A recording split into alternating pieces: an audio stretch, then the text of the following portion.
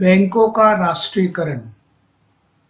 राष्ट्रीयकरण से पहले निजी बैंक द्वारा बैंकिंग सुविधाएं प्रदान की जाती थी। निजी बैंक अपने निजी हित के लिए बैंकिंग सुविधा प्रदान करते थे, इसलिए इसका लाभ समुचित पूरे देश में नहीं हो पाता था। सभी वर्गों को समान रूप से बैंकिंग सुविधाओं से जोड़ने के लिए बैंकों का राष्ट्रीयकरण किया जाना अति आवश्यक था। इसलिए सर्वप्रथम 19 जुलाई 1969 को 14 बड़े निजी बैंकों का राष्ट्रीयकरण करके सरकार ने अपने हाथ में लिया। इसी चरण में दूसरे फेज में 15 अप्रैल 1980 को 6 बैंकों का और राष्ट्रीयकरण किया गया। इस प्रकार कुल राष्ट्रीयकृत बैंकों की संख्या 20 हो गई। आखिर ऐसी क्या आवश्यकता पड़ गई जिस कारण बैंकों का राष्ट्रीयकरण किया गया?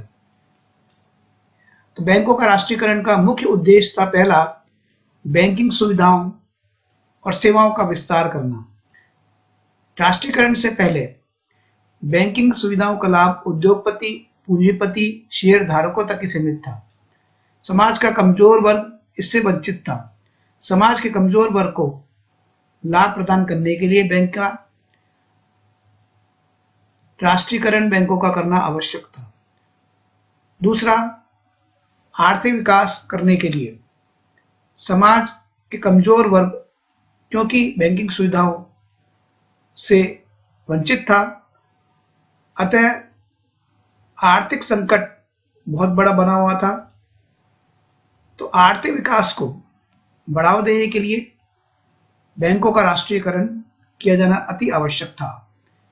तीसरा उद्देश्य, जो शिक्षित बेरोजगारी की समस्या देश में बढ़ रही थी, शिक्षित बेरोजगारों को रोजगार के अवसर प्रदान करने के लिए उन्होंने बैंकिंग सुविधाएं प्रदान करके रोजगार के में उनको शामिल करना जरूरी हो गया था।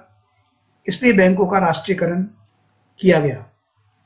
चौथा, समाज के कमजोर वर्ग जिसमें भूमिहीन किसान, कमजोर किसान और लघु किसान और छोटे उद्योगपति और भूमिपति और प्राथमिक प्राप्त क्षेत्रों के लोगों को बैंकिंग सुविधाएं देना अति आवश्यक था, जिससे सर्वांगीण विकास हो।